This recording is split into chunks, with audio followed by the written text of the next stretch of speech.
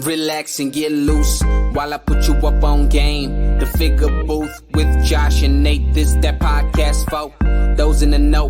Batman vs. Iron Man, how would it go? We talking one of a kind, collectibles.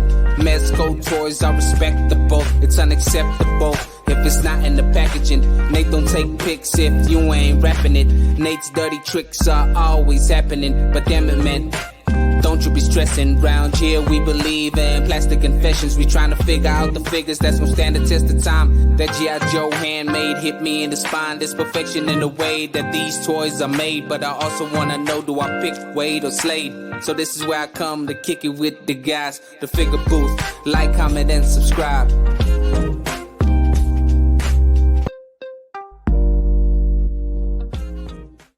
Hello and welcome to the Figure Booth podcast, here where we talk about the modern day collector and the ups and downs they go through. We go over pre-orders, we share our plastic confessions, and we do interviews with those in the toy community. My name is Josh, aka Prime to the First, and I'm joined by my friend co-host FigureFan_ Nate. Hey guys, thanks for tuning in. You've reached episode 83, which we're calling Too Many Points. Way too many points. Too many That's points, a lot too of many points. Comments, unofficial commentator. He's the comment king. He's the ring king. He has one too many rings, or maybe he needs more fingers for more of his rings. I don't know. Y'all know who we're talking about. He may be thinking this is alive right now, so we might as well just bring him onto the show. Who knows? He's almost part of the show at this point. We talk about him almost every single episode. He's a big supporter of the show, so we do appreciate him. We've been talking about having him on for a while. I'm a big supporter of his dios. You probably already know who we're talking about at this point. Let's go ahead and welcome to the show the one, the only, 78 points of articulation. Evening, fellas. You made it to the booth, baby. Made it. I made it. Made it, finally. The streams have aligned. They have aligned. Or I guess crossed. And now you don't have to comment. You can actually, we can have this dialogue. Yeah, I know. I don't know what to do. I don't know what to do with myself. He's going to be I don't know what to do with my hands. Just put them down. Yeah. The real question is he's going to comment on his own episode? Yeah. Oh, I hadn't thought about that. Yeah, well, sorry. Yeah, well. I think he just blew his mind. He's like, oh, shit. I might comment on my... I could do that. Well, if he doesn't, then our comments are going to be a lot less for this one. Yeah. We usually hit 20 comments, and 18 of those are from 78, so... I comment while I watch. That's what I do. I know. I appreciate it. I just realized that. I thought you were just messing with us the whole time, and I just put it together that this guy, this guy actually thinks we're live, and we're not acknowledging the comment. As he's watching, he's making comments. He's like, nobody's responding. I don't get it. They're not acknowledging me. Oh man! But yeah, I mean, we're a huge fan of what you do, 78. Obviously, all jokes aside. It's comes from a place of love with you, man. You're a big supporter of the show. I love your toy photography. I love your dioramas. But if anybody out there has been living under a rock, maybe just give us a quick rundown of who you are, what you're all about. All right. 78 points of articulation is the handle on IG. Similar to Nate and Prime, I guess. Started off doing toy photography a little bit, dabbling in there. I'm an architect, and during the pandemic, things slowed down in terms of work. We architects, we make models. I started messing with I bought some dioramas from some local cats out here in Indonesia, and broke them down, studied them, figured out how to make them, and I was like, hey, I know how to do this, and so started making my own dios and messing around, and some cats in the community encouraged me to try and put them out there after a few dudes were DMing, hey, where do you get it? How can I get it? And a lot of them at that time were kind of like patchworks. Like I'd use a wall from one dude, make a wall, buy bits and pieces, and just build the scene out. And Nate's one of the dudes that jumped on very beginning. Yeah. Very beginning. Took a gamble right there. The first one. There's only 14 of those. That's it. Man. And and the reason why it was a limited run was logistics at that time. It's gone a bit better now, but in terms of I can send to individuals, but at that time it was a real hassle to send individually. So I had to figure out how to send it to the family in the States and then they would send it on and all that kind of stuff to try and reduce the costs for people. Right. Yeah. So yeah, unfortunately, logistics costs haven't gone down, but it's gotten more efficient. So yeah, now we do dioramas, and the other thing that happened during that pandemic is everybody, the toy community internationally, but locally here as well, got really tight, and people wanted to collaborate, work together with me, and things like that. So we've got a little posse now. I got ex-model makers, like architectural model makers, because their work dropped down during the pandemic, and they were asking me for work, and I was like, hey man, we got no big projects that are asking for models. So what I would do is I'd create the master and then work with a team, some of my staff. I mean, every architect that goes through university makes models. We all know how to make models. So I got a staff, and then we would start producing. So that's how we can do those production numbers and get them out so quick. I got a team, got 2 teams, and yeah. So usually you can see there's like 1 or 2 pre-orders kind of overlap a little bit. But keep going. And the idea with the dials is every time there's a different theme. So I try and give something for everybody. Like all collectors, it's very rare that you just stay in one lane. Like I only collect this line. Right. And so sometimes you want different dials, like a Star Wars dial or a tech future or something. You want an urban one, you want something. But I do tend to go towards the urban stuff a bit more. And lately, really trying to build out the dial world. So like with Nate's there, I gave a lot of accessories, and each one I try and build those accessories up. Yeah. So the last big one was the rooftop diorama. Right. And so what I'm thinking of for the next one, I don't know which, I will make a building, and that rooftop, people who had the rooftop can go on top of the building. Right. Yeah. So it starts just building out. Right. That's really cool. More and more. Because guys who like dioramas, it becomes a different kind of collecting. Yes. Right? Yeah. You start buying little pieces, and you want to build out your scene and further, and you make little worlds. And for it's sure. awesome. And it's fun. And I take input from people.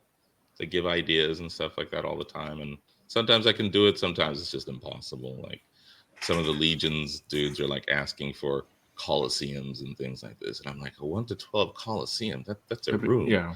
And there's a dude making one, I'm like, yeah. He's made a room. Right. Yeah.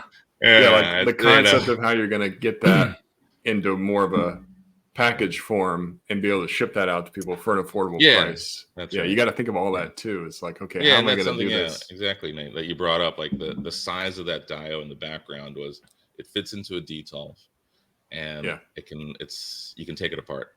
All right. So it's easy storage. You don't have to keep it like that. Right. Because hey, dials take space, man. They do. Figures take space. Yeah, everything is a premium once you're into this thing for X years.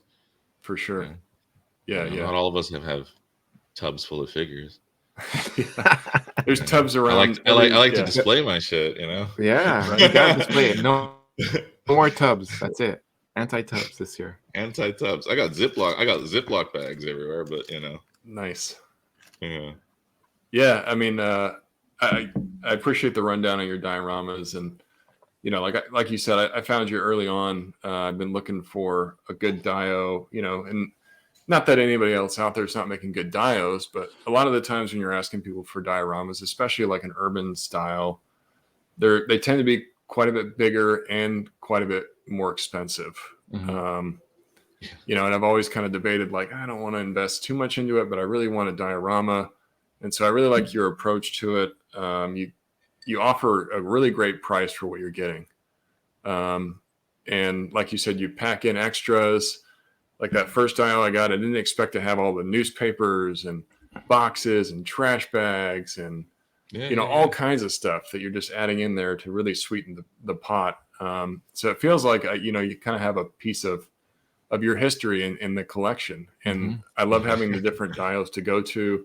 I've dabbled in quite a few of yours just because I like to have the different scenes, and it's something that I didn't really have a lot in my collection, but just the way that you can break them down and the usability, man, I'm loving it. So I think you're really doing something awesome. I love the different ideas that you've got. Even right now, for anybody listening, if you're interested in what 78's doing, if you haven't had one of his dials before, you're really missing out. He's doing a city ruins diorama right now, which gives me very much like The Last of Us feels, kind of like that post-apocalyptic world. Oh, he's got a preview of it right here. Yeah. Yeah. Nice. So again, this is Sick. world building. Yeah. I didn't realize about Last of Us when I did this. It was more like, okay, I've done a lot of urban things. Let's break the urban thing. That's dope. Yeah. Like awesome. Nate will know that like the brickwork matches the brickwork of some of the previous dios, right? So you could put this together and have like, oh, I have a broken city block next to a nice city block or something like that. Yeah. So it's very cohesive. You know, you can like going back to your world building, like you can create like a scenario where it's like, oh, a bomb went off or something exploded or you know, a meteor crashed. It's just so much to the imagination. And I love the fact that the color scheme, it's also, you can see that it all goes together. It's again very cohesive. So yeah, I love that approach. The rooftop dial goes same color scheme, which to me it's great. It's genius. It goes with the other dials. It's not so different where you're like, is that made by the same like is that the same? It's the same creator. Like I love that. That's awesome. Yeah, I mean, you know, there is a practical thing about the paints and things like that. Right. As you know, right, as a guy who makes sense, like you get it. Okay, buy the paint in bulk. All right, there's my bricks. There's my concrete. Gotta use my palette of. Yeah, that's right. All right, so there is that, but it was conscious. Yeah. So thank you very much. Yeah. No, and most of us, like those that create, we have a tendency of sticking to the same kind of palette of paint. You know, like I really like my bricks a certain color, and they're usually always the same color. If for real, I don't really, you know, I don't really go out of my lane when it comes to certain aesthetics when it comes to dials. Yeah. No, I've had that as well. Like when I was doing the Tokyo Alley, that was a response to a lot. Like Nate got the first back alley, and a lot of people like that. But one of the things I do is I never repeat. That's like once the pre-order is done, once the window closes, that's it. I'm not making any more. You can beg. I'm like, no, I'm not going to do it because I want to give the people who support, you know, I respect them, and I'm like, okay, you got something special. You're the only one who's got, you know, one of 15, one of 12, whatever it is, a very low number. So, you know, there's a bit of that when you do your toy photography. You want to, hey, this is special. This is different. You know, you don't want everyone doing the same thing. So, like when you said about the same bricks, when I was trying to do that Tokyo Alley, I kept having to force myself not to do the same thing. Like it's like shit. The window's the same size. Right. Scrap it. You know, you just do these things. You know, like all right, the window's this size. Here's the cross. Like, dang, no, make it a narrow window. Things like that. Yeah. No, and I think that speaks volume to the creator because you're really taking your craft to another level where you can mass produce it and everyone's gonna have the same thing. It doesn't make you feel as collectors, at least for most of us, like you want to be like the one that says, oh, this is one, like a lot of us, we strive on that where we want to find the variant or we want to be like, hey, this is one of 30 or one of 15. I think that speaks volume to your craft. Like that's awesome. You know, you and I, we go back and forth on DMs giving each other shit, which I love, but yeah, exactly. But I mean, like that's we push each other to the next level, but it speaks volume to your craft where you're keeping the window small, and it's like you either jump on this boat or you wait for the next one if it's not your cup of tea. But man, everything you've been doing, I love it. It's awesome. Thanks, man. Man. I mean, you were definitely one of the first guys that I noticed out there as well with the arcades. You know, just Jay Hernandez. That was a big thing for you, man. That put you on the map, man. So yeah, you did. That was dope. Yeah, and I just love, you know, like you said. Yeah, I mean, I just love how the toy community offers so many different avenues for different types of diorama makers and customizers. Like to your guys' point, we got two great representations here just in this, you know, in this show, and you can kind of just get whatever you want out there. I love that. There's just so many people doing so many different things. So I love to try to support the community to try to bring that back. And that's for anybody listening. If you like that kind of stuff, then show that kind of support. Right. Because you got to pay to play kind of thing. If you want people to continue to do that, you got to support those kind of projects. Otherwise, they're going to stop doing it. And then people are like, well, where's all the people did some head making sculpts. That didn't go well. Well, I respect the courage. I think you did. I'm not doing those anymore. Yeah, you had a couple of Batman head sculpts, and you had the Joker. The Batmans went well. The Batmans went well. They're gone. And it was the Jokers. I was like, no, people don't. They don't like the Joker so much. So. I think the Joker's great. It's just a little bit more specific, with the it's Batarang very in specific. The eye. Yeah. So not that it's not a good head sculpt, and you didn't do a great job on it. It just might be somebody not looking for a TD Dark Knight Returns Joker with the Batarang in his eye. Yeah, that's all it is. But I think they came out great. Go back on one of the things you said about like handmade versus production. There is a place for production, man. Right. There is a place for production dioramas. That's for sure. It reduces the costs, things like that. There is an aspect of durability as well. Yep. And that's for production models. That's the great thing about our space is like there's enough space for everyone where you can definitely pick and choose. Like, hey, you want your limited run? I mean, I took a page out of your book where you offered certain spots. I'm like, hey, that's a great idea. Just a limited run. That way I don't overwhelm myself. When I started, but my approach was more with the budget. I was just keeping it under a certain level or a certain price point because my audience was very specific. I'm like, I'm shooting more for the ones that don't want to spend a lot. And even then, like I told you, I got a bunch of crap where they're like, well, I only got $50. Like, I don't want to spend what. And I'm like, well, you can go get your materials and do it yourself because I know there's a bit of that. There's a bit of that, isn't there? So it's like, or go to Target and wait for McFarlane to give you a $34.99 playset that's not probably going to be in scale. They're like the with stickers. Like you have your options. There's a price point for everyone, and there's all type of collectors where some collectors are like, I'm only going to spend $10 on this. Okay, well you get what you pay for. But also there's like mass production diorama makers that that's fantastic. There's all sorts for everyone. So it's. Yeah, and there is some collectors that are strictly like dial collectors. And when I was really heavy into making dials, I would get approached by certain collectors where they're like, yeah, I don't care what, I'll drop $300-400 on a dial. And that was just so overwhelming where the project took months to make. It's I think to me, it just took the fun out of it where I was like, I don't want to really dive into that. I'd rather go a different direction. That was. Yeah, to hop on that point, like I don't do commissions. Right. Yeah. Because it's a dangerous road. It is. That's right. As an architect, as a designer, like I also avoid doing residences. Because it's a hard process trying to actually understand what the customer, the client wants. Okay. Because often they don't know what they want. Right. And it's a process, and you have to go through that with them. So I like our architecture is much more commercial based. So we. Here's your brief. This is what we need. This is the areas, and we produce there's the deadline. Set parameters. It's very specific. Right. Tick the boxes. Get it out. Right. All right. Yeah. And we add our flair on top. So I don't do. Yeah, that was one of the things I out the gate. I was like, no commissions. I can't do that. It's like you said, time, stress, and also you don't want to make people upset. That's right. Right. I noticed that in my world that if you don't deliver what they want, they're upset with you. And it's like, well, sorry, I didn't get the instructions right. Yeah. Right? No, and the time spent, like I when I first got into dials, I was doing a lot of commissions and it was great. But then of course you've had your blunders where either I dropped the ball or the client dropped the ball. And there was a lot of time spent messaging, going back and forth. I sketch up something.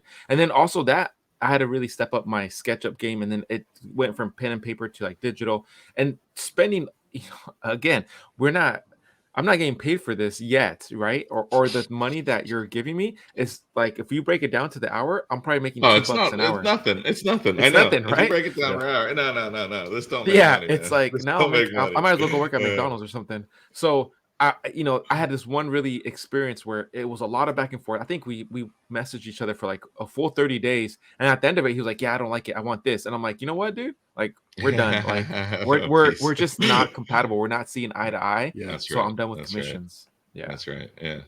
It's just too open for interpretation. Yeah. And that's kind of kept me also, able to keep going, keep producing and things like that. You don't get bogged. Right. Yeah, not to, there's, again, like you said, this dio world, there's enough space for everybody. Yeah. And you notice the guys who do commissions, sometimes they go a bit quiet on their social media because they're busy working on something private. Right. So the idea was like, all right, as a brand, keep producing a product, get out there. Yeah. So I was like, nope. Yeah. No, I really like the way that you do it. You usually you'll tease like a little image of something, you might not even say anything. You'll just put like a little image and that's it. And I know I've DM'd you a couple of times, like with eyes, like, what is that? Like I got a local guy who made some trees. I took a photo the other night. Immediately, is this the next dio? I'm like, I can't send trees to people. That thing that's just logistically is just not going to happen. Doesn't make sense. Yeah. But yeah, you do a lot of different themes.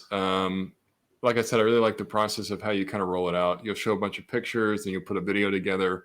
Really nice quality product shots, just showing off all the different angles, how you can put it together, the different pieces, how it kind of like, the modulability of it. And then you put up a pre-order and you usually list all the details there, like how many you're making, what it all comes with. You get this open pre-order window. And I love that it's limited. I think that's really cool. You're not going back and remaking pieces because to your point, if you really want this, you're going to have to jump on it now. Like you're not going to get another chance to get it later. I've had people DM me for I've done shots of your dials. They're like, hey, is that dial for sale? I missed out on it. Yeah. No, I'm not going to sell this thing. You know what I mean? Because then I'm going to regret not having it. But you've done what? You're up to 9 dials now? We're up to 9, man. Yeah. That's crazy. Pushing 100 and something dioramas in the last 14 months. That's crazy. That's crazy. A lot. I didn't know that. I had to take a step back the other day and count. I was like, holy crap, we've done over 100. Wow. Yeah. It's in a fairly short amount of time too. I don't know exactly when you put your first one up, but it was, I gotta say, not more than 2 years ago, if that. No, not even. Like that one in the background, I think that was like a November the year before last. Mm-hmm. Yeah. Wow. Yeah. That's a lot. That's a lot to produce. Because you're doing 14 to, I think you're up to 21 is usually what you produce. The max, was the rooftop. I did the 21. I knew that one would hit. Yeah. And it did. I still get DMs, multiple DMs a week. Hey, can I buy the rooftop? Sorry, bro. Man.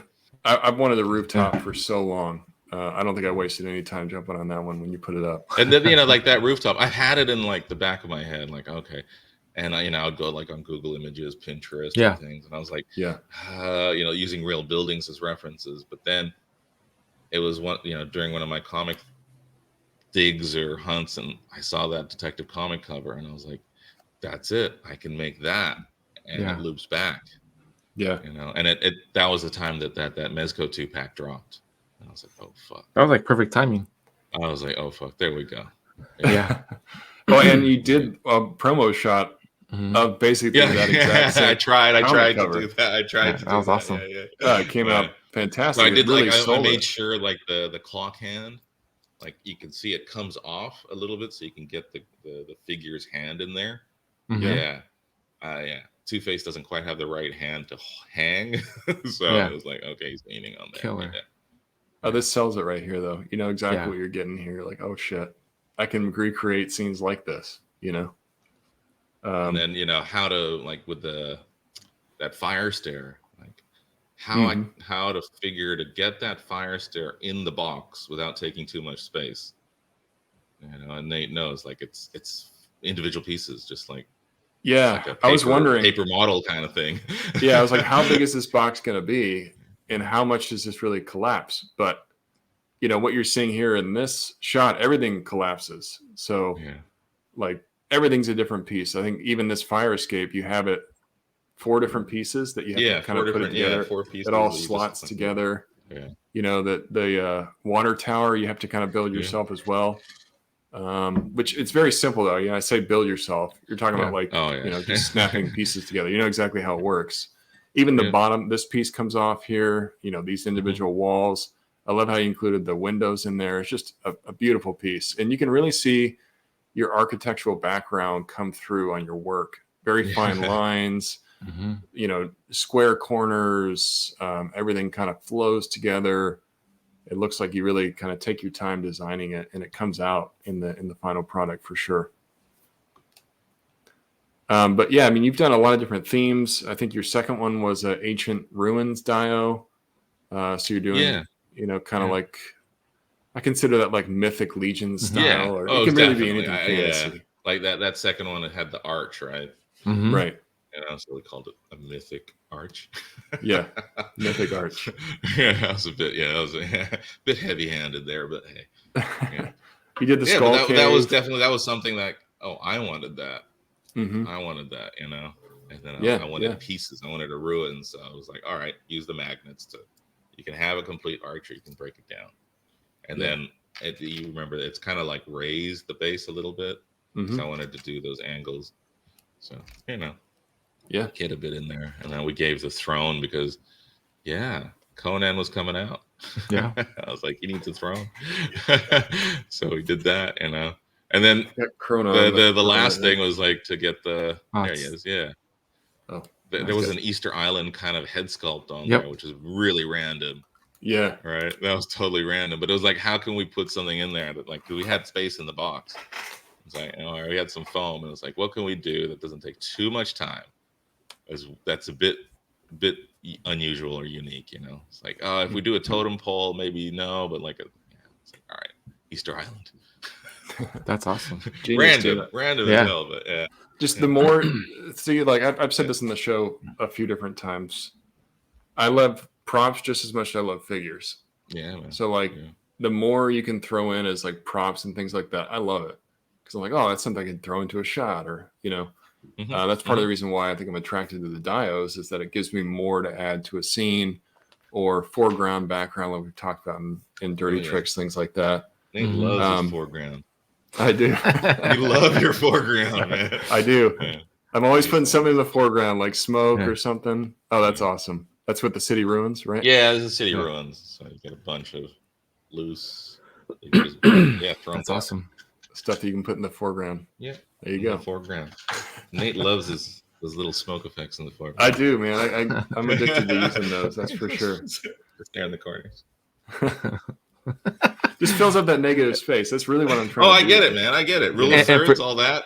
Yeah. And for those listening, you're missing out. You should watch the video, because 78 is just doing a lot of finger stuff. Yeah. He's showing a lot of pillars, and he's like voguing on camera. So for those audio listeners, you guys missing out. Plus those amazing rings, right? Oh yeah. I reduced the rings today. You did. I only had two you did. Today. You did that specifically for Prime. I thought he was going to come up with more. I wanted to make he didn't want to mess up the Wi-Fi. We share the Wi-Fi. That's right, the McDonald's Wi-Fi. Yeah. So we've taken a deep walk down the dial stuff, but what about you collecting? Have you always been a collector? And I've jumped onto your guys' streams, and I try not to get too heavy-handed or get too caught up in the chats, but you collect a little bit of everything. Yeah, it's a problem, man. Yeah. But you're also international, so that, like, is that tough? Is that easy? It's like ask, So I mean, you guys have this thing of international versus domestic. Yeah, everything's international here, man. Yeah. So it does change the way you buy, because Marvel Legends out here are close to Japanese toy prices. Oh wow. So let's say your Legends is pushing $45 here. Yeah. So, wow. And we get, you can get your Mayfexes, like, because it's international, there's two options. You can get it airmail, so it comes in like a week or a few days, or they do it sea mail, which is 3 months later, but the price, you don't pay for shipping. Yeah. So you can get it for Japanese retail almost. Oh, wow. And so, like with Bandai lately, some of their bigger, brands or their bigger IPs, they'll do a toy for $25. Oh, wow. Right. And so it's like, do I buy the Legends or do I buy an SHF sometimes? Yeah. Sometimes SHF is like considerably cheaper. So I do a lot of Japanese figures. And because of the business trade with China as well, we get a lot of Chinese stuff coming in. And the prices are sometimes cheaper than the American retailers, like cheaper than $5K. Yeah. So there is a benefit. Things do come, like, it's weird. Sometimes we get Legends before the States. Yeah. Like I had, or like classified, I had the bats before, like they came out in Asia before anywhere else. So they had bats, and like I posted the bats, and people are hitting me up. Oh, where'd you get it? Yeah. And like, did you get them from the factory? I'm like, no, they're just here, man. They're just available. You get them from the factory. Yeah, there's a bit of a misunderstanding of geography. Like, out there, like the factory's around the corner from me or something. It's like, I think so. There's a guy in our Discord. He's always giving me shit about that. Like, you can just walk down the street and grab them. Yeah. Like, no, he's on his lunch break and he took it off the production line. Man. Exactly. So there's a bit of that. But yeah, I do dabble nowadays in these random, like, unknown third parties. Yeah. Just, I don't know. There's this thing of trying to find not just a new figure, but like a new thing, like a new, like I've been into these random Asian gangsters. Yep. Bob toys. These are the same. I believe they're the same dudes that are doing like the cartoon versions of the movie characters. Like they had the Silence of the Lambs, and they had Forrest Gump recently, and then just recently they put up for order. What's his name? Brad Pitt from Inglourious Bastards. Oh, right. Yeah. Right. Yeah.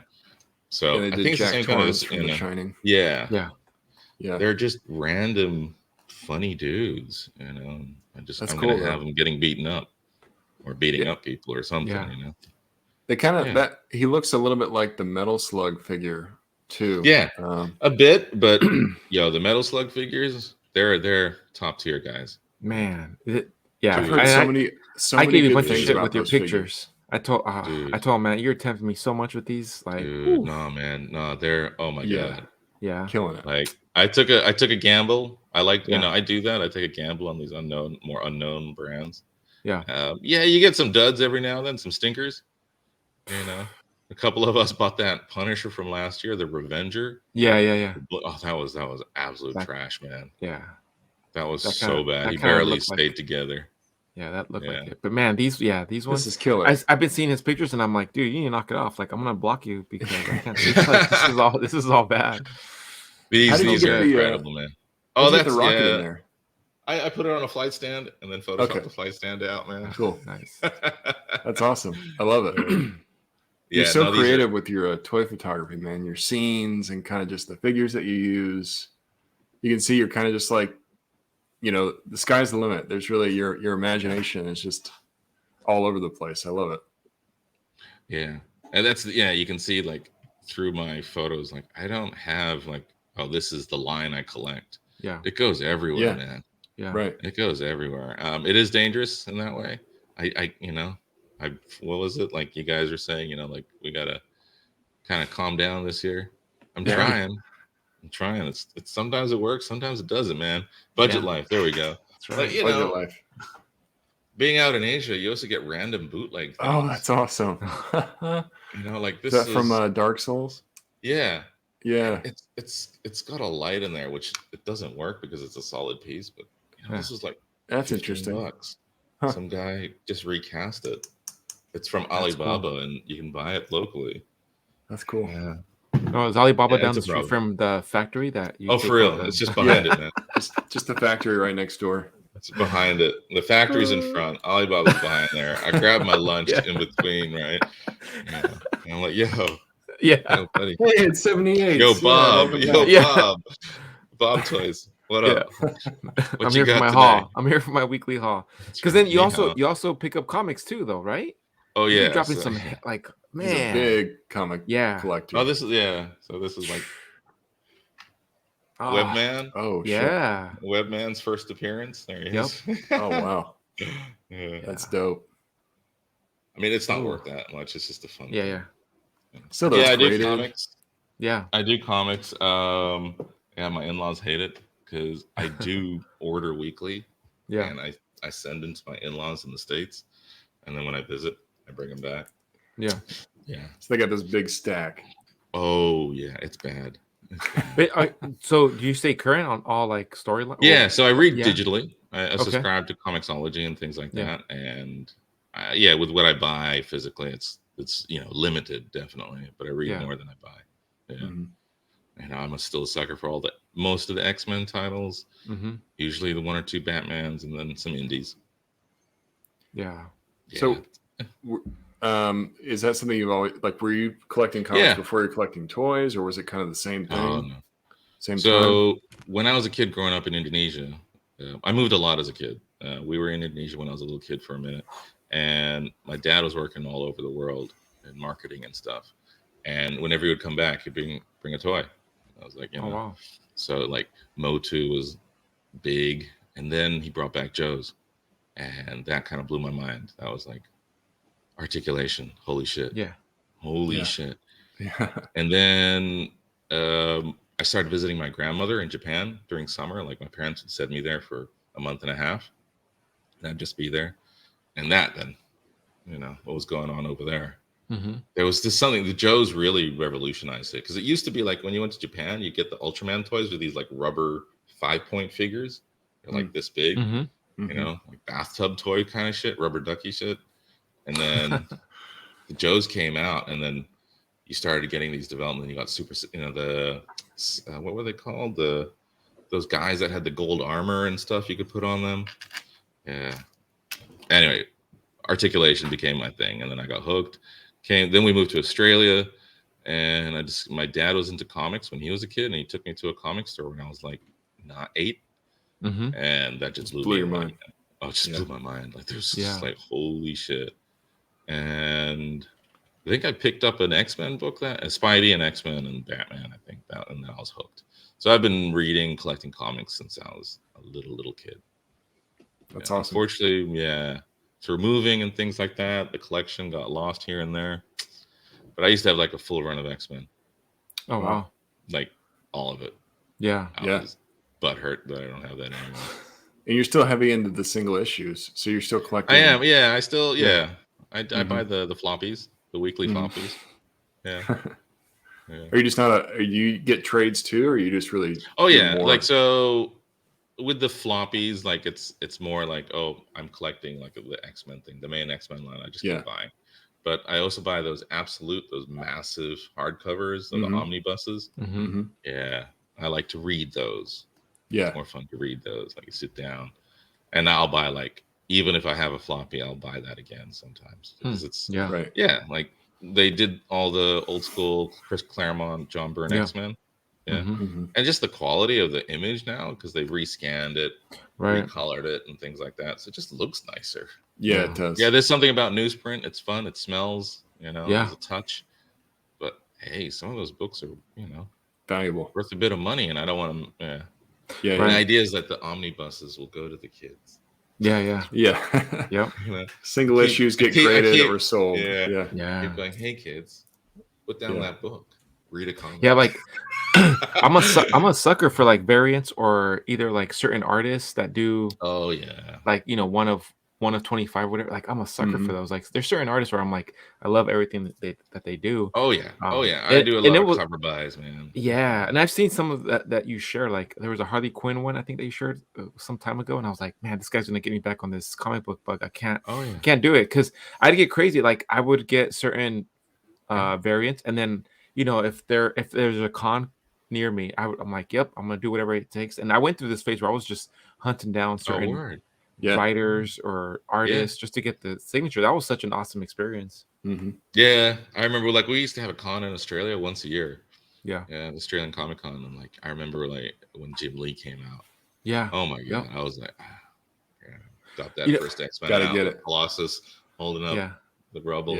Yes, that's so I met Jim Lee once. I got him to sign that. I got him to sign that cover. I got him to sign Deathblow issue number 1. Oh word. And I got him to sign something else. But then I was wearing like this Stormtrooper shirt, or I was wearing the Star Wars shirt, and it was the Stormtrooper helmet, and it was like by Mark Echo back in the day. And then Jim Lee's like, "Can I take a picture with you?" He's like, "I love your shirt." And I was like, "What? What you want to take a?" And I'm like, "Yeah, let's do this." Like, he wants to take a picture of your shirt, not you, man. Yeah, not you. He cut me off at the neck. Cut it off.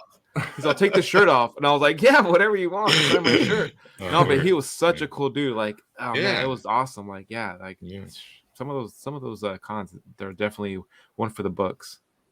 For real, for real. Yeah. I went through my comic phase as well, where I was collecting single issues, but I've definitely dialed back a lot. I really just do trades now, but I still love comics. It's just, I think for a lot of us that do collect figures, it's sort of where some of that passion started. At least for me, that's where my love for Batman started, was in the comics.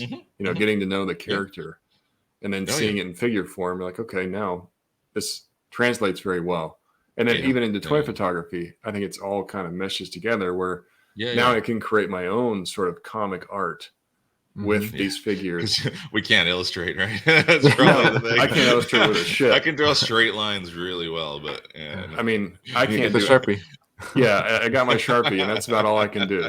I got my toy photography, but when it comes to customizing, diorama making, none of that stuff, I can't do it. So that's why I stick to the experts, you guys. But yeah, it's just so like, where did the toy photography start working in? Where did you start experimenting with that? During the pandemic again. I've always had a collection. My collection's kind of scattered around the world as well. So now that I've kind of set up shop here, living here with the family, working here, we kind of put roots down here. During the pandemic, I was like, had the time and started just, with the iPhone taking photos of the collection. And I was like, I've always had the camera and stuff. Like that's a 11, 12-year-old camera there. Nice. I've had it. And then so like it was Nikon? more, it's a Canon, Canon okay. 5D Mark III. Awesome. They're phasing that model out, unfortunately. Well, they're all going mirrorless now, right? So yeah, they are. Yeah, I understand why. But I like that sound. I like the sound of the thing moving. Yeah, but those are like you said, I don't know how much you spent on that, but I've told the people this before. If you're just experimenting with DSLRs, you don't need to spend a lot of money. Just find something that is easy to use, because you really got to learn the settings, right? You got to learn what everything's doing, how to modify the shot, how to get the light the way you want it. For real. And I feel like a lot of the times people feel like they need to go out and buy this mirrorless $2,000 camera, and they don't even know what the hell they're doing with it. So, if you're thinking about getting a camera, start small, start cheaper. Because you can keep that for a very long time. Oh yeah. I mean, there is something to be said. There is, how do you say, a threshold. Like if you go below $200, let's say, the camera's not going to be that great. True.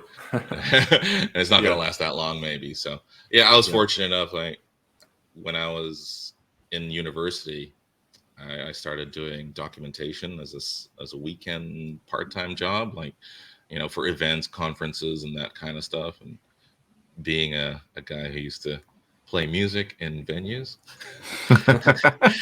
I won't say the word. All right? I knew how to do audio visual. I knew how to set up sound systems and shit like that. So I've always had like a pretty decent camera. And the reason I didn't start using the DSLR with toy photography was like I was trying to avoid going there. Like, I don't want to make this a thing. Oh, okay. Yeah. After a while, like, I like doing the photography. The iPhone is really limited. And well, I mean, there's guys who do really well with it, man. Like, but I was like, no. All right. And I pulled out the DSLR, and then it was like, I know how to use Photoshop because I do it for work all the time. I was like, all right. And then, about after 6 months of messing with the iPhone and stuff, I took a plunge. And then the lighting, like you mentioned, lighting, that takes a while. Like you just gotta mess around, right? You gotta mess around there. Notice, Prime will know. Notice the way the turntables are rotated. There you go. There you go, because he knows what he's doing. I love this. This is so cool. All right. So the lighting, that took a while to kind of learn. Like I'd known it from like real like life size kind of thing, and then translating it to a smaller scale. But it kind of clicked like just through experimentation. And so I think Nate would be the same, like, talking about lighting. It's like you just got to keep playing. Right. Keep having fun, and then something just unlocks. Yep. And then now when you set up your shots, probably, Nate, you kind of already know where the lights should be instinctively. Right. Right. And it doesn't take as long anymore. Once you get your shot and you set up the camera and you start looking through the lens, you're going to adjust them and stuff. But you kind of already know, right? Right. The more you do it, the more you experiment. To your point, when you're setting up a shot, it takes away some of the what I'm going to do, because I'm like, okay, I know where I'm going to place the lights, how I'm going to light the figures. And you know what's going to go in the foreground?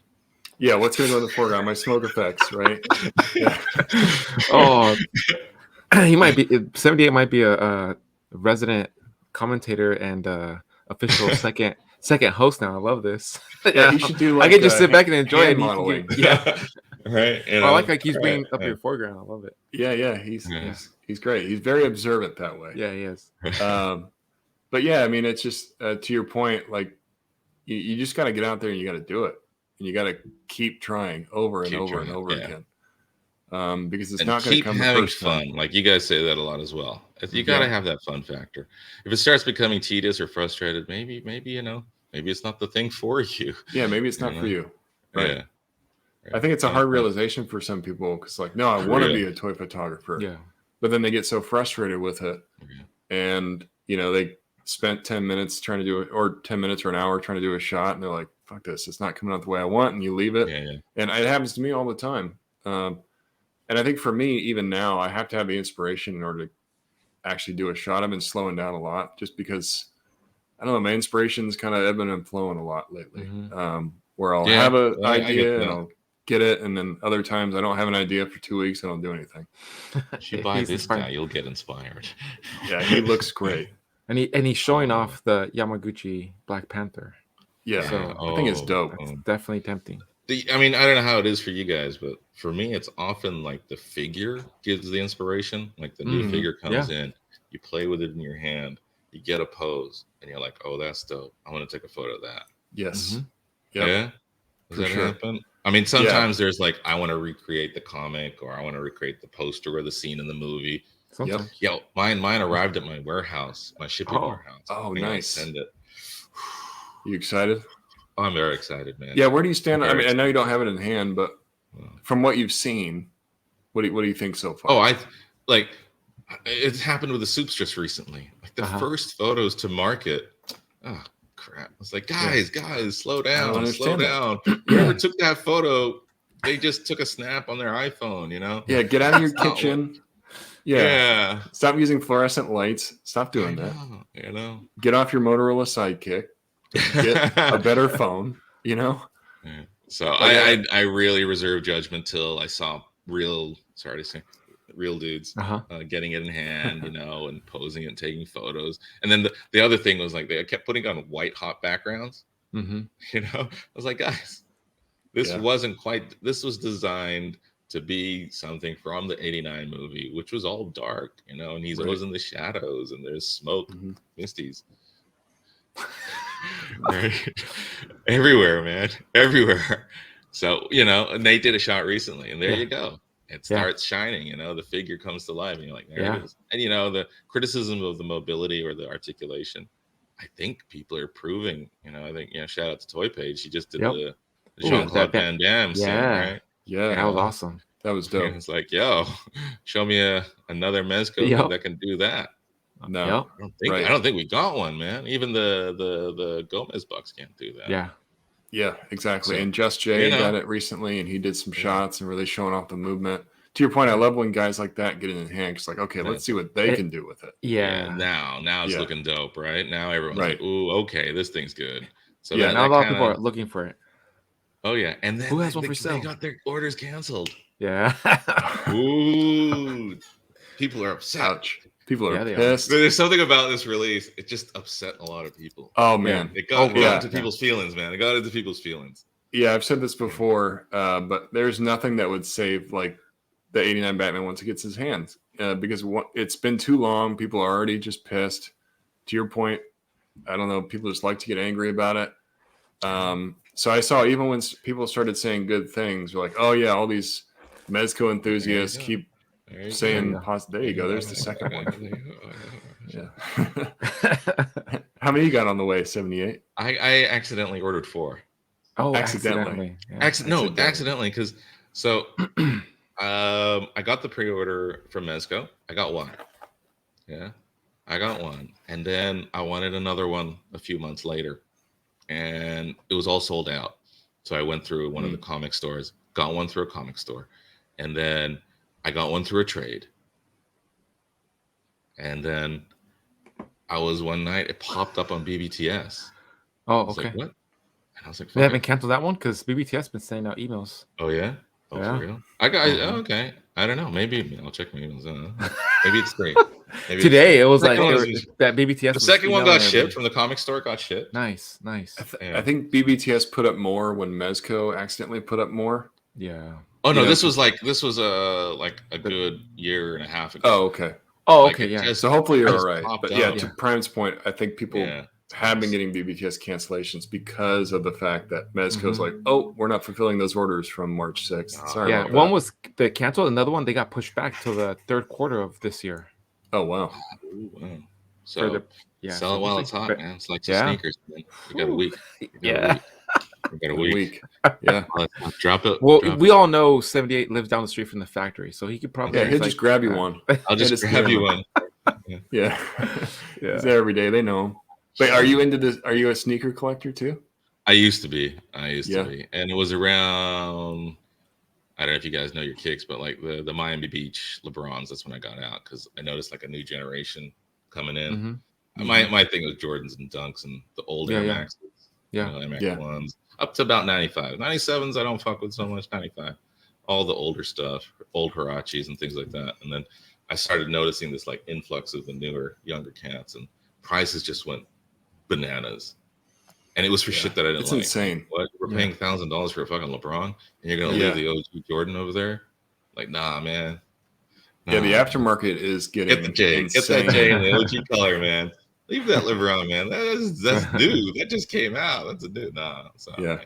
But I used to flip shoes and stuff like that as well. So It's a great market. I've always been a Nike fan, but never been a huge, flipper collector. But recently I'm getting more into it, and I got the Air Max OGs. yeah, those things the are dope. 87 Reds, right? Yeah. That's a really comfortable shoe, man. Really I love cool that. shoe. I'm like Mesh. tempted if I even want to like put it on though. I'm like, man, I don't know. If Oh, I you're even all wanna right because the wear mesh these. that's got a mesh toe box, so it's all good, man. You're not gonna crease the toe box. You're not gonna. All right. Yeah, because the Nate's creases. walking like all. Oh yeah, just- I remember seeing those kind of dudes. Yeah, oh, man, that was so funny. Yeah. Oh, he doesn't want to crease his toe box, especially the J1. Jordan 1s, man. That thing, like, Yeah. The Jordans, yeah, they have all that leather, so they crease so easily. But to your Yeah. the Air Maxes are a little bit different. But yeah. that's funny. Yeah, I'm Yeah. trying not to I get used into to- something else to collect. But Yeah, now I I'm was on the saying, I'm on sneakers quite app. the segue, but I love it. I know. Get all these notifications Yeah, from the other the thing was sneakers moving to app, like, hey, Indonesia, this like- is coming out like, Saturday. Shoes don't last here. Yeah. If you don't wear your shoes here, they just crumble. Mm. It was nothing like I had some Jordan 4s, Cement 4 whites Oh, from the nice. 99 retro, and I pulled them out in like an 04, put my foot through the shoe. Like, I put them on, and just like the whole sole fell off as I put my foot through. I was like, Damn. Wow. I was like, all right, I can't do this anymore. I just gotta wear everything. Yeah. You can't keep anything on ice. Yeah. And so you were born in Indonesia? No, I was born in Tokyo. Tokyo. Wow. I was born in Tokyo. Yeah. Okay. You said I've you moved been- around a lot. Yeah, so Tokyo, London, Jakarta, Indonesia, and Sydney, Australia Nice. are the Wow. main, the longest stints. I've been Yeah. in other places for shorter stints, but those are the long ones. How often do you get back to the U.S.? I know you said you have in-laws. that live Yeah, here. since I got married about 10 years ago, my in-laws are in the States. So the funny thing is, like, the family, all my relatives kind of moved away from the States over the years. Hmm. So I hadn't been back. Like, the last time was like early thousands. Mm-hmm. Like, I've been to the States, and then now that I got family there, it's like we try and do a rotation. 1 year there, 1 year they visit. 1 year we go there. So, Okay. I was there Christmas before last. Yeah, we got Nice. stuck there. We're stuck there like almost 2 months. It's crazy. Oh, shit. Wow. So they got a fat stack Ronan. at the in-laws' house of those comics right now. Oh man. So yeah, I'm fortunate. Like, the comic store, they send, like, when the box fills up, they'll send it Uh-huh. instead of like every week. Yeah. But when that box comes, my father is like, "What is this? It weighs so much." Yeah. So Giant heavy. white box. It was like when the HasLabs hit. It's like, what the hell are these? Like, oh yeah, those Oh, are, the you know, Galactus yeah, toy. Sentinels. Yeah, toy. Yeah. Like, all right, just goes in the garage. And this may sound like a weird comment, but your English is really good for not, ever living in the United States. So, yeah, growing up, I went to international schools. So until I hit Australia. So Okay. the international English that's taught is U.S. English, and Dad being from the States, just kind of, Very cool. I can speak like an Australian, but I tend not to. I know how to do it, but I tend not to. Yeah. I guess you pick up dialects as you live in different places, you know?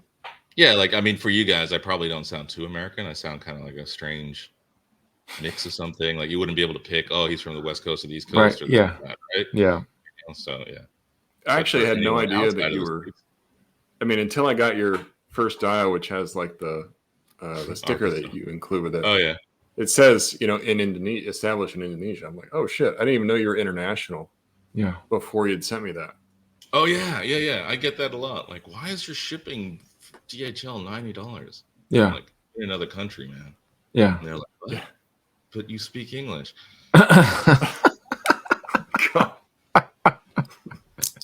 That's it. Classic American phrase right there. Huh? Speak English. You speak English. Everybody's from America. Yeah. Konnichiwa, bitches. Sorry. But that's a struggle too with the shipping, like you're talking about. International shipping rates have been all over the place and have gotten more and more expensive throughout the pandemic, which you try to be really upfront with, which I appreciate. Yeah, I try. Anytime I've pre-ordered, you're like, hey, just so you know, shipping is insane for me right now, so it's going to be a little bit more costly. Are you in? Or are you out? That type of thing. Yeah, and I share the receipts for the shipping, man. Yeah. Because people probably don't believe you. Here you go. I'm not making this up. Here it is. Go to the website, DHL. Put in your numbers. And I've been fortunate that I use my friend's corporate account, so I get a little discount. And I tell people, if you went by yourself, it would be $120. I give it to you for $90. Yeah. You pass the savings on. Once I send it out, they use like a portal, man. Like, it arrives in 2-3 days. It's crazy. I get it super quick usually. Yeah, you'll send me ship tracking, and I'll have it in my hand within like the week. Yeah. It's crazy. So some guys like in Europe, they get it in 48 hours. I'm like, I don't know how they do that. It's like, when we were doing DHL with Ami and Japanese sites, right? That shit's crazy fast. Yeah, it is. Right. Yeah, and you seen that's getting better now since the pandemic? Kind of like, I don't know, man. Like, there's statistics, like there's news, like international logistics has returned to a post-pandemic price, and then DHL goes, we're just going to raise our prices by 8.9%. I'm like, what? Yeah, because they can. This is not adding up. Yeah, it's just not cool. Like, we've all had all the imports, the prices have gone up for shipping. Yeah, it's just DHL because during the pandemic they really secured their position as number one. They really beat out FedEx. Yeah. Unfortunately. This is a really exciting topic, isn't it? Yeah. Well, on top of all this, I know. We don't want to bore you with shipping. Let's talk about anymore. The stock market now. Yeah, right. Let's talk about other things that can put you guys to sleep. But on top of all this, everything that we're talking about that you're doing, toy photography, diorama making, you're also part of a podcast called Lost Cause Collective. Oh, yeah. So tell us a little bit about that. How'd you guys get together? What was the idea? We met on a Discord. Yeah, we met on a voice channel Discord, and we felt in the last, everyone, there's like you said about the diorama world, there's a place for everybody. It's a big community, and one of the things that we wanted to really do is showcase news. That was the thing. Like, there was so much stuff coming out, and like the third party stuff, the more obscure things, like talk about those as guys who buy them, right? Not just there's a thing out, I don't know what it is it good? Like, I mess with them, I buy them. So it's like, let's talk about these, whether it's some of the more waifu for lifu. Oh, no. Let me guess, is that snail shell? Snail shell. Oh my. I've only learned about snail shell through you and Mario. Oh boy. Oh yeah. Yeah. The waifus. Yeah. So are those model kits? Are you building that? We're not. Oh, okay. No, they're figures. They're exceptional. Think of as good, if not better than Figma. Okay. Very, very good figures, and also talking about some of the more obscure lines, like from SHF, Mm-hmm. Nice. Something from Elden Ring, which I didn't see anybody talk about. So yeah. trying to showcase a bit more, not just the big boys, whether it's the Hasbro, this or that, trying to do that. And yeah, just go news. I do a little thing on the comic stuff, like what's coming out. Yeah, not so much banter, just news. Just try and do that. We've been doing you guys that. still have a fun time though, even though you say you don't have a lot of banter, you guys are still. Oh, there's some banter. There's definitely some banter. Oh yeah, there's the problem is like we encourage drinking. Yeah. We encourage after about 2 hours. Yeah. We encourage drinking. So there's drinking before the show or whatever it is you want to do. It's a free will, man. You want to do something else? Go ahead, man. It's all good. Right. And and creating a space for guys who maybe don't fit into other things. Like, oh, I don't feel quite comfortable on this place, like a not an outcast place, but yeah. And so guys are coming, joining the Discord. I mean, Nate's been in the Discord. There's a lot of information, and even the Discord is just like sharing info. The voice chat's where it gets a bit wild and fun, but hey, it's like bars, right? Different bars, man. It's like different bars, man. Right. You can go to that bar, you can go to this bar. Yeah. Hey, there's another bar down the road that whether you like dive bars or hipster bars, around the corner in the basement. That's there is Lost Cause Collective. That's where we're at, Yeah. Well, do it passed out in the alleyway. Yeah, but you guys got Omar the Mantra V man. Yeah, he's all about Omar. The Omar he's doing very well. He's taken the hostess with the most. Yeah. He's doing very well, man. Now he's our lead, and Johnny's there. He's been collecting toys forever, like hard, man. So he's a bit of our encyclopedia on like especially the domestic lines and he loves his Power Rangers and things like that. But he also messes with really obscure shit like those Astro bots, the toilet bots. Yep. Oh yeah. Like didn't those make his top 10?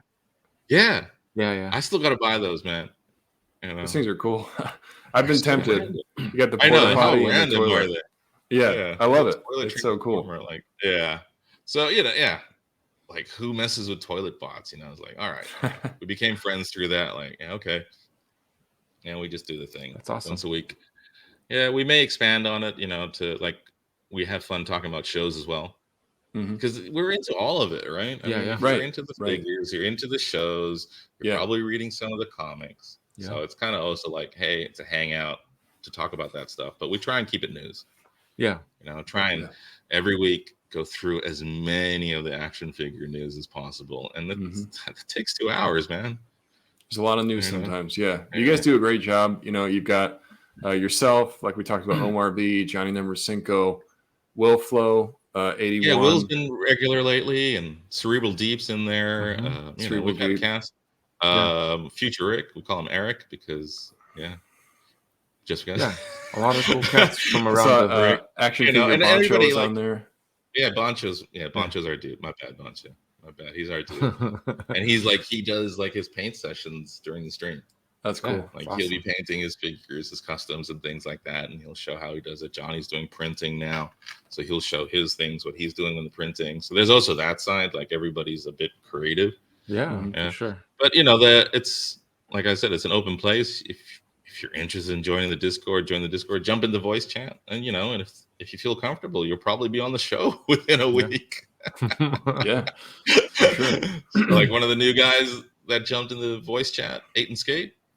Oh, we had a good chat last night, and we're like, yo, you want to come on? And he's like, really? And we're like, yeah, man. Hell yeah. So he's on the show this weekend. There you go. That's great. Yeah, I love Aiden Skate. He's a great guy. Yeah. He's got good music taste. He's a regular on our live on Mondays. I know. That's right. Yeah. He's always in the Motivation Mondays. Yeah. But if you guys, if you haven't caught Lost Cause Collective, make sure you subscribe to them on YouTube. They go live on Saturdays at 8:30 p.m. Pacific Standard Time, I believe, right? Yep. Perfect, man. Nice. Perfect. Yeah. So definitely go check them out. Great group of guys. Lots of information you get in there, and they have a fun time, I learned a lot about comics through 78.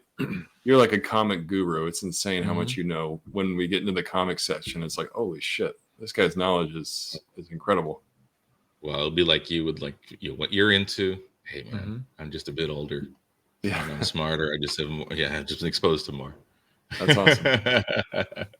But we're up to 9 dios. Yeah. I know you said that you're maybe possibly I'll give you a little something. I'll give you a little something.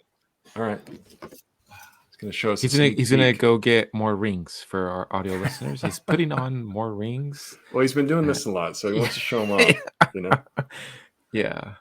For our audio listeners, you guys gotta check out the video because he's been yeah, you guys got to check out the video on this. Doing one. a lot of jazz hands. A lot of stuff. Yeah, jazz hands. We showed off a lot of his pictures. Really cool stuff.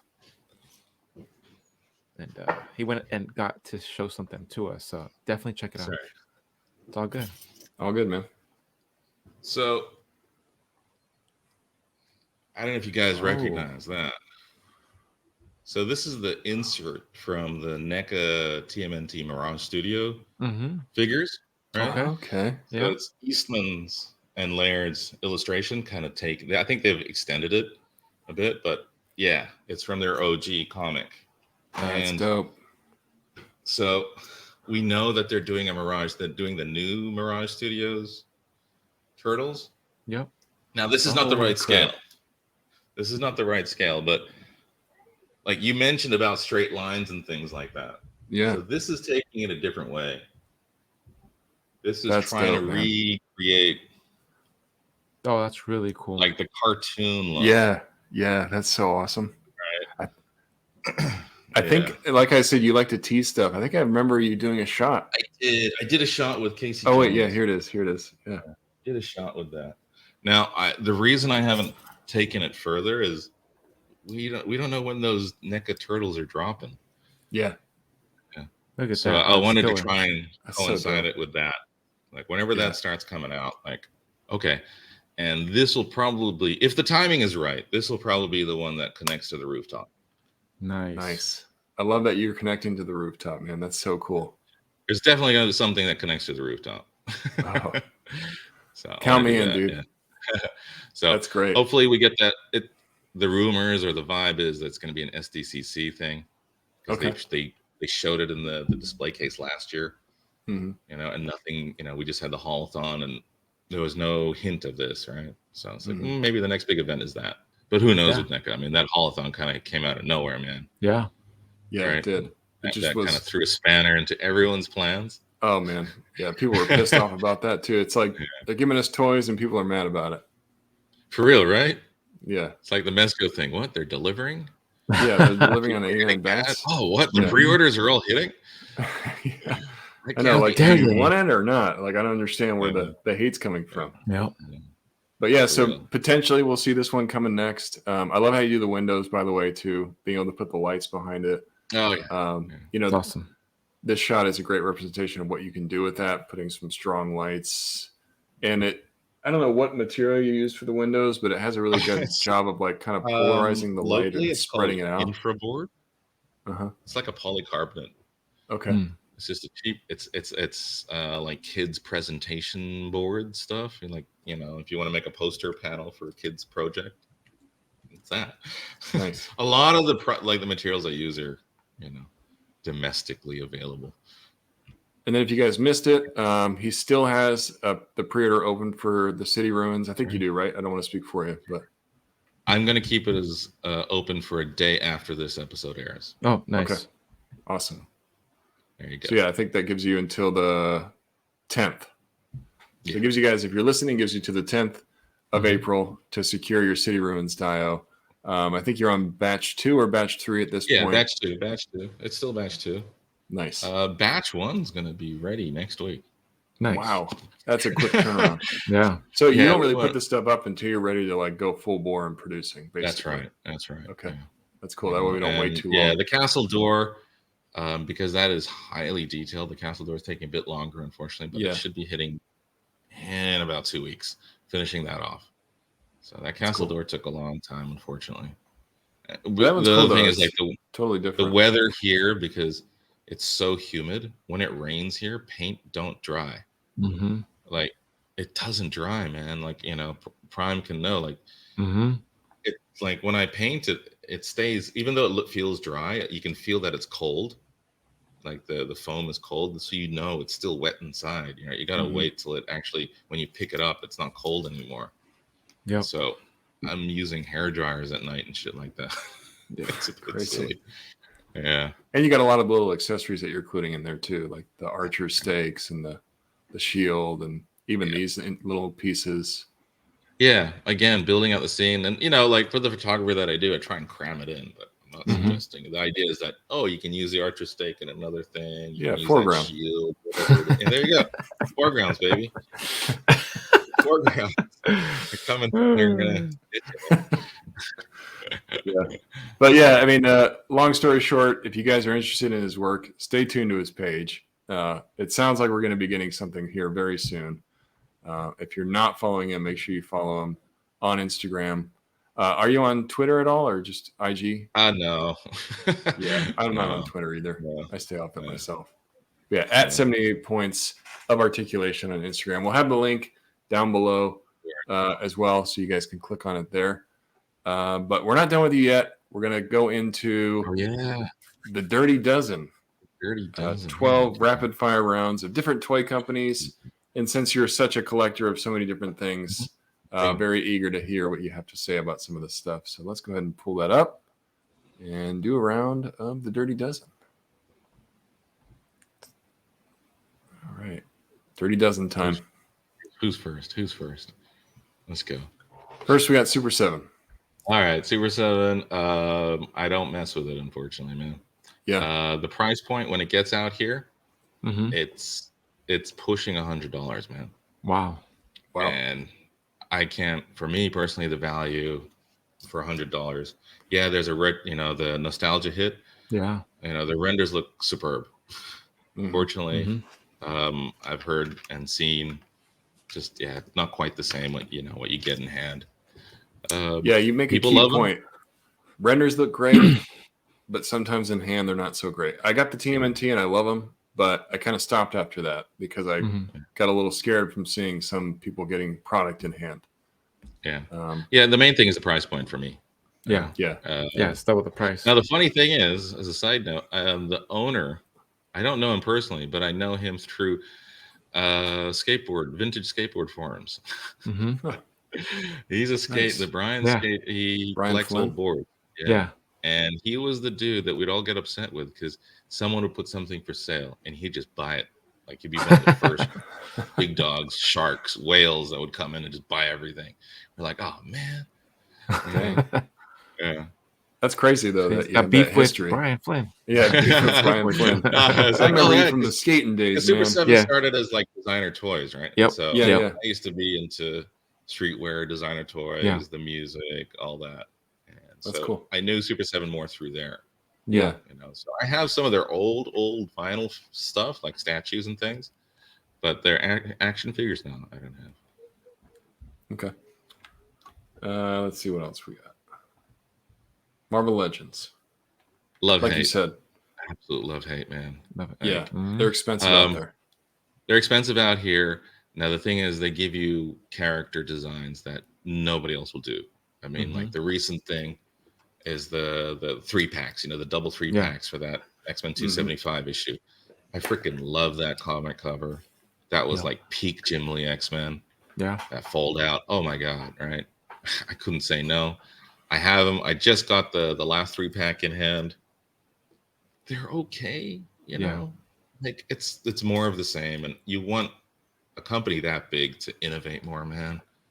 You know, like especially when you start seeing all these smaller companies which are using like Mezco as their bar, and they're all chasing Mezco. It's like, come on, Hasbro, like you're the biggest toy company in the world.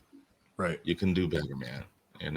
It's not lack of, they don't have the designers or that. They have the brain power. We know it. Sorry to say, it's, boardrooms. Right. I wish it was different, man. I wish it was different because I know, those designers know they want to do more. Right. I mean, the head sculpts, like the last year and a half, 2 years, some of the female head sculpts by Mayshelf, they've been stunning. And then when like guys like Uncle Sam repaints them, holy shit. Right. They're beautiful. They're absolutely beautiful, right? So, Yeah. You say you jumped on a HasLab? I've done most of the HasLabs. I got the Razor Crest still. Nice. The Sentinel, the Galactus. Yeah. What'd you think about the? I was didn't gonna do say. I didn't do the Hell Charger. No, that didn't. Yeah, unfortunately, I think that boardroom comment kind of flows into that. Unfortunately, man, that was come on, guys. Right. Come on, guys. Yeah. It's definitely a fine line when you have such a huge corporation. Too many cooks in the kitchen. Too much understand that, interest about stock price and all that. Yeah. They kind of shoot themselves in the foot.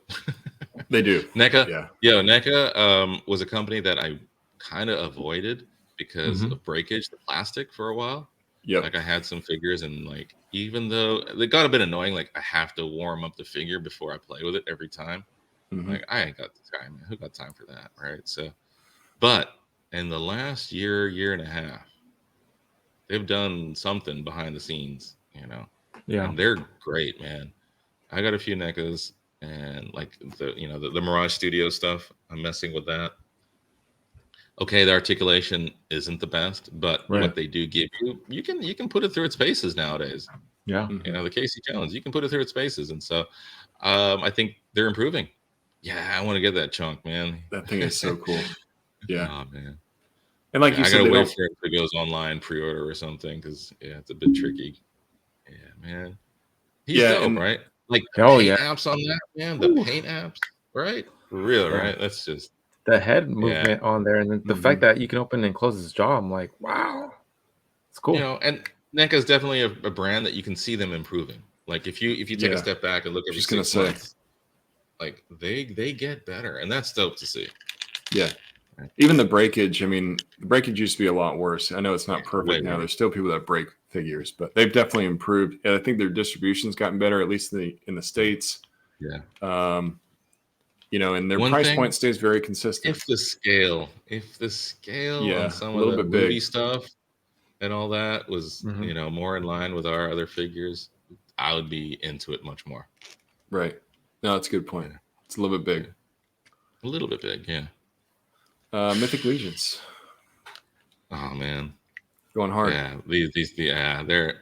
it's hard not to do all-ins, like every time, because it's just a better value overall. Oh, it's insane, and these guys are killing me, man. Seriously, it's like we just got through one pre-order, and you're like, all right, I can take a rest. No, here's another one. Yeah, here's another one. Here's a limited drop. Oh man, they just get your attention on that. I'm really happy that we got previews of an updated articulation, though. Like they sneaked that with some of those prototype or tests, because that was much needed, in my opinion. I get, hey, we're kind of, the Mode 2 inspiration coming from there and things like that. The articulation wasn't meant to be all that. They had a specific, how do you say it, like an engineering concept, right, of the way they do articulation. And they do it really well. They do hit poses, that's for sure. But, I want to see them innovate. And they are, which is great. Their designs are phenomenal. The current Cosmic Legion line that's up for pre-order, you can see again from Wave 1 to this Wave 3. There's more paint apps, there's more details, things like that. It's dope. They're amazing. If you jump into the pre-order, that price point it's fantastic. When after the pre-order, $50 a figure, you probably pick and choose once it hits 50, right? Right. At 38, it's hard not to say all in. Yeah, you really can't beat that direct price. Even at conventions, I know normally it's 38 online, but they'll do $40 for retail at conventions. So still beating BBTS price. Yeah, exactly. And that's I'm happy with that price, right? It's always a bit hard to like, ooh, that guy became $80. Ooh. Yeah. Like the bigger ones, right? And it's one of those lines that the risk, I think, is fairly small because there is such a rabid community that if you need to offload figures, there's always somebody looking for a specific Legion. True. That seems to be good. Yeah. I think it's like, in terms of that community and the hype on this brand is like, has it peaked? I don't know, but man, it has blown up. It really has. Oh yeah. Yeah, the community too is just great. Very positive all the time, at least from what I've seen. Yeah. All right. So we've got SH Figure Arts. Probably the leader in terms of mass-produced action figures in the world, like what they do. A lot of the articulation, the engineering. They if they update something, other companies tend to follow. Yeah. Bandai is, I think they're the second biggest toy company in the world. But It's crazy. Sorry to say, unlike Hasbro, these guys, Bandai, they do innovate. Yeah. Every now and then they take a step back, but they do innovate. I mean, this little girl, Anya, Anya from the recent anime, she's fully articulated. She's got ankle rockers, double knee joint. For a small double figure elbows, like that too. Double elbows, and yeah, it's wild. And sometimes they give you on like the bigger IPs, they give you an opening, like the main character will be $25, which is just Crazy. Bonkers. Yeah, man. You're saying you can get $25 SH Figure Art figures where you live. Like That's the Kid Naruto's coming out in a month or two. That was like $25 or something, $23. It's just insane. Yeah, the crazy thing is I've been seeing SH Figure Arts in Target at like that lower price point, which is pretty insane to see a Japanese toy company in a Target. Selling figures. And they give you, with the anime ones, they do faceplates a lot of the time, right?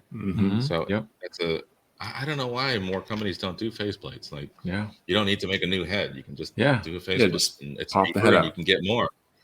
Right. Like the Dragon Ball line. I'm kind of glad I don't do Dragon Ball Z and onwards. There's so much.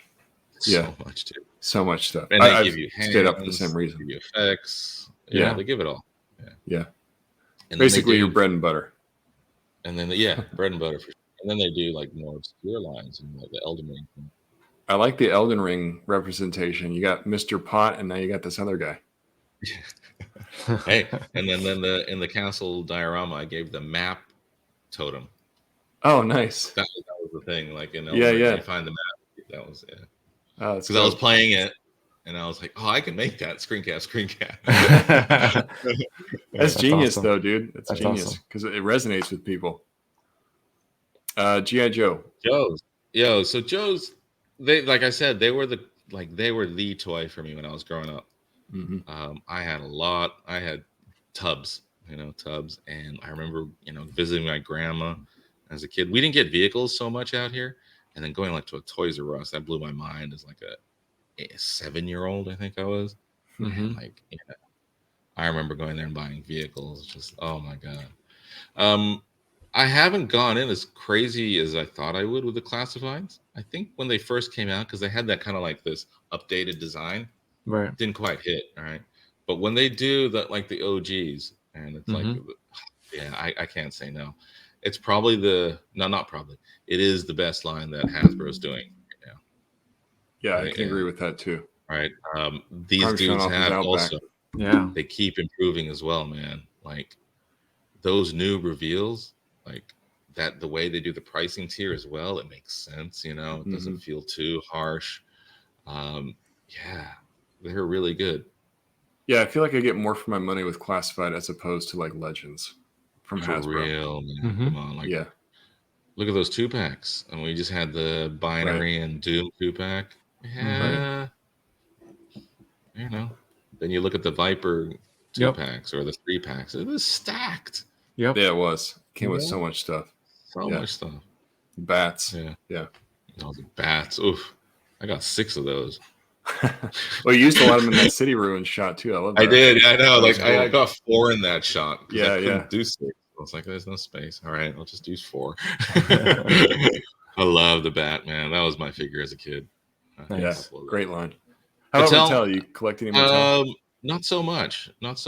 Yeah, I'm not. Even though I like I mentioned, Motu was a thing as a kid and went to Joe's. As soon as Joe's hit, I was out of Motu, man. The only Motu stuff I have is like the Batmobile from the Batman that came out recently, the RC car. Nice. I did jump in on the Motu Virgil Abloh. Kind of a little gimmicky. It's a bit gimmicky, but hey, something to hold on to. Because I still like collectibles. I was very collectible. So. Yeah. Nice. And I don't do wrestling figures. I don't know. I didn't get we didn't have exposure to it as a kid out here, so. Yeah, I never really got into wrestling myself, but I know Mattel is huge for it. Oh man, they're doing only right now. companies. They got that. Was it WCW gate entry thing with all? Oh the yeah, that lights thing's and, insane with the lights and like it's if pretty if they incredible. did, if it was like some sort of IP that I was into that gave you that kind of thing, holy shit, I'd be excited. Yeah, it'd be hard to resist. For real. Yeah. Mezco. S tier, the GOAT. These guys Goat. changed the game for me. These guys changed the game. Just they're a small company, and despite how much room they take up in my collection, they're still I consider them an indie company. And indie companies have it's tough for them sometimes, but in terms of their product, man, just even if it's their own IP or someone else's IP, it's insane. Sod Cutter is incredible. Yeah. How good is Sod Cutter, right? Like, so good. Right? It's the design, all the hands, like each of those hands, man. It's how many heads do we got? We got like 6 of them or something. At least 12. Yeah. There's so many.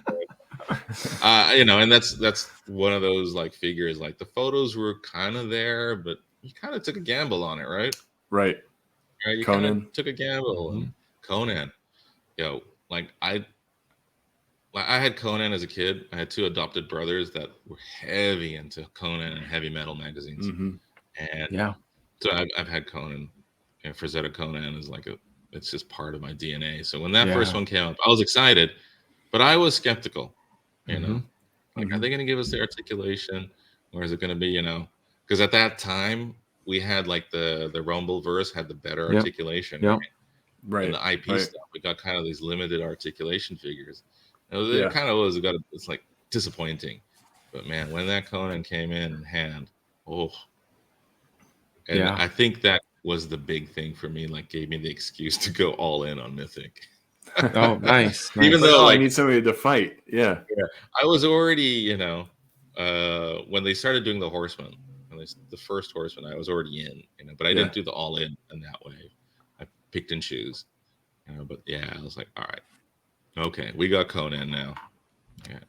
Yeah. To your point, they're overall my favorite company, I think. Yeah. The weights can be rough, but once you get one in hand, I'm very rarely disappointed in what I'm getting. Yeah, I mean the weights, I understand that. I sympathize with them as indie companies, and as a comic book collector, we've had times where a series will go on hiatus for years, and it could be some comics, man, has been like 10 years for the last issue to come out, or 4 years for the last issue to come out because the creators are busy with other stuff. So, kind of okay with it, right? Yeah, and hey. I don't have the product in hand yet for Bats, but it's looking pretty dope. A reasonable Mezco collector. That's insane.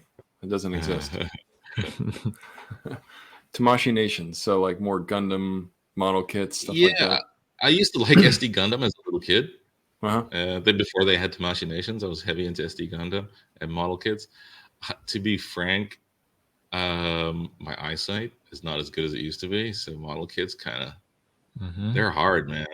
They take patience. Hard. Like I have to use like the magnifying glass thing with the clippers. You've got like the glass with the extra glass on top of it. I don't have that. I wish that'd be pretty cool, but no.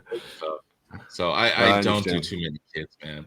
And then like the thing with kits, like you see the guys who like go all out, like they buff the thing. They even use like a special glue to make the seams become seamless. Yep. And then they paint it.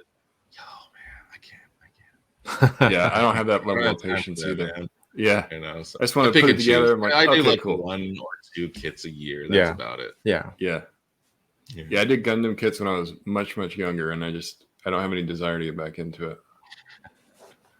Third-party lines. It's a big thing for you. It is a big thing for me. And yeah, I think a lot of cats as well. Like, 5K Toys is the big site in the States. A lot of cats are like seeing that in their bulk of their pre-orders or what they're buying, it's going there now. It's not necessarily just one line, because a lot of these lines will only do 1 or 2 figures a year. But if you put them all together, man, it's for me then these guys are also going to push the industry more because then the bigger brands are like, hey, we can't stay still. We're already getting overtaken, and then we're going to get left behind completely. The other thing is they will also do figures that maybe the other bigger brands that need the licensing won't be able to get. All right, like one of the big ones recently is like the Noda guys, right? Yeah. To do their unlicensed stuff, they use Atom or Atom. Yeah, right? So like the Moon Knight one or Mr. Knight. Yeah, Mr. Knight, they called him. They did, they started with Logan, right? Yeah. Yeah, they started, I forgot what they called him. The driver. And the driver, right? Yeah. It's kind of crazy how they can get around that license because clearly what it is. But just maybe the fact that they're using the different name and not any Marvel or DC representation. I also think because the numbers are small. Yeah. And it's not hitting the distribution. It's all kind of one-to-one distribution and sales, I believe. But I'm right there with you, man. I'd love to see more people getting on board with third party. Third party continues to get larger and larger and larger. We're getting all these crazy figures I never thought we would get, like Metal Slug. Who thought we'd get Metal Slug figures? Yeah. And they end up being killer. Like from what I've heard, everybody loves those. Dude, man. Oh, they're the best figure of the year so far, man. Yeah. Like hands down.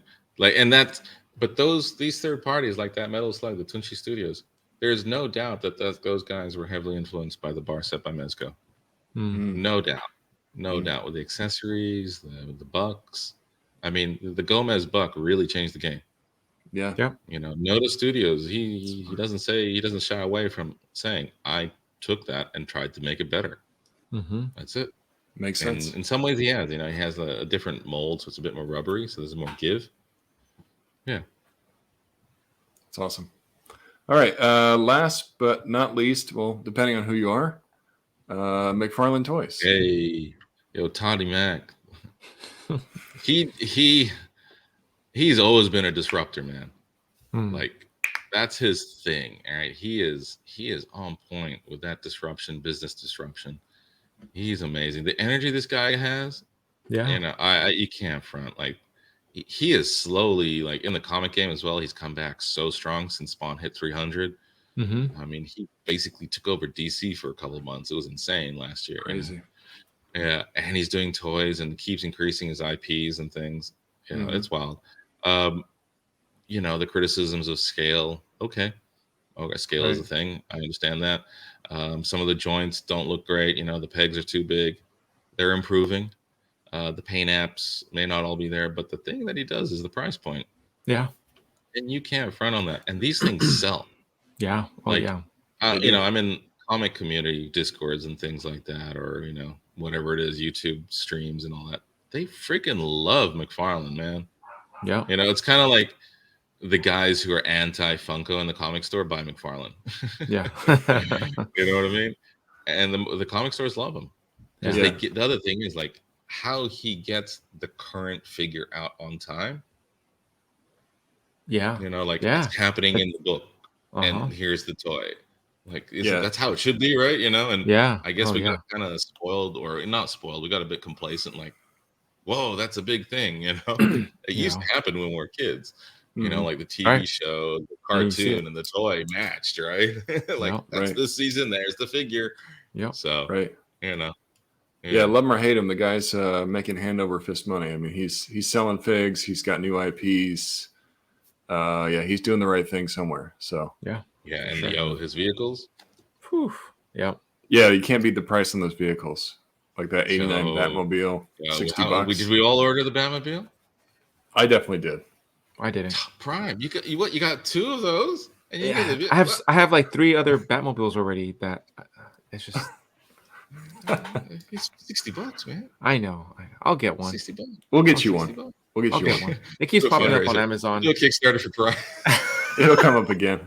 I'll come up again. Yeah. It's gonna be $19.99 Black Friday. There's gonna be plenty of that, I think. Yeah. That's the thing. Like, don't freak out when you see a McFarlane sell out because, like we just talked about, he likes money. He'll produce more if he sees the demands there.